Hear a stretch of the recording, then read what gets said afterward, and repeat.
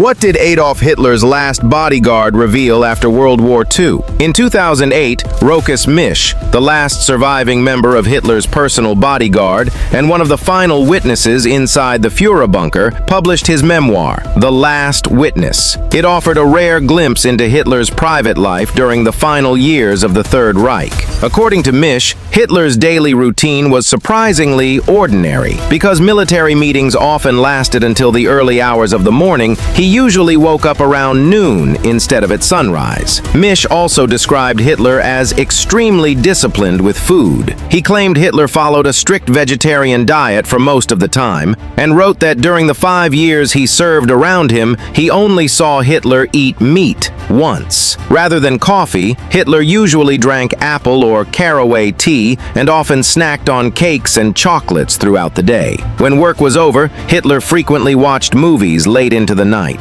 Misch remembered that he especially enjoyed Charlie Chaplin films and said Gone with the Wind was among his favorite movies. One of the book's most debated passages concerns Germany's atomic weapons program. Misch recalled that Hitler showed little interest in using an atomic bomb. According to Misch's account, Hitler feared that such a move could trigger devastating retaliation, including the possible use of poison gas against Germany, a prospect that deeply affected him after surviving gas attacks during the First World War. Historians continue to debate how much this explanation reflected Hitler's actual reasoning. Misch also described Hitler as having an extraordinary memory. He claimed Hitler rarely forgot a face, a name, or even documents he had read years before. Inside the Reich Chancellery, Misch remembered constant resentment toward Martin Bormann, whom many staff members viewed as manipulative. In contrast, he wrote that Joseph Goebbels was respected by many